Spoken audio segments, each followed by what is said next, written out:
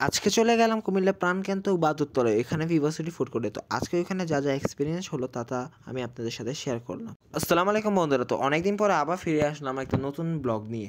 তো আমরা আজকে চলে গেছি কুমিল্লা প্রাণকেন্দ্র বাদুরতলায় স্বপ্নের 4 তলায় ভিভাসিটি ফুড কোর্টে।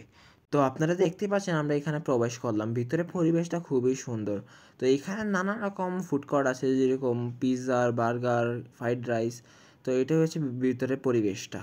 তারপর চলে গেলাম আমরা অর্ডার করতে। এখানে বার্গার বাসে যে আমরা একটা চিকেন বার্গার অর্ডার করি, তারপর দোসাওয়ালার থেকে একটা ছোলে ভাটুরা কাবাব অর্ডার করি, তারপর ফিউশন ক্যাফে আমি চলে গেলাম একটা অর্ডার করতে। আমি ভাবতেছিলাম কি অর্ডার করব, তারপরে মনে আসলো একটা মেক্সিকান গ্রিল অর্ডার করি। এখানে মেক্সিকান গ্রিল অনেক ভালো শুনেছিলাম, তারপর অর্ডার করে দিই।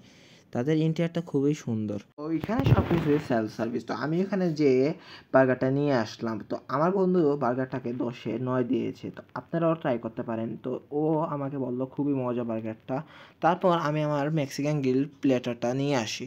এটা সব কিছুই ঠিক আছে, কিন্তু লবণটা খুব কম ছিল। আমি আশা করি তারা এরপরের থেকে লবণটা একটু বেশি করে দিবে। আমি মানে ঠিক আছে, মজা আছে, কিন্তু এরকম ভালো লাগে নাই আমার কাছে। আপনারা ট্রাই করতে পারেন, আপনাদের সবার রুচি তো এক না। তারপর আমরা যে ধোসাওয়ালা থেকে যে ছোলে ভাটুরাটা অর্ডার করেছি এটা এসে গেছে। তারপর এসে গেল আমাদের কাবাব টিক্কা, যেটাও আবার ডোসাওয়ালা থেকে আমরা অর্ডার করি। তো আমার ভাই এটা খেয়ে বলল খুবই ভালো, 10-এও এটাও 9। তো আপনারা এই 2টা জিনিস খুবই ট্রাই করতে পারেন। তারপর আমার বন্ধু ফাইম কোক নিয়ে আসলো, এটা দিয়ে আমরা খাবারের ফিনিশিংটা দিলাম। কোক খেয়ে আমরা এখানে ফিনিশিংটা দিয়ে খাবারে চলে গেলাম রেস্টুরেন্টের বাইরে। তো এইভাবে আমাদের পাশে থাকবেন, পেজটাকে ফলো করে দিবেন, ভিডিওটাকে লাইক করে দিবেন। তো আজকের জন্য এটুকুকে। আসসালামু আলাইকুম, আল্লাহ হাফেজ।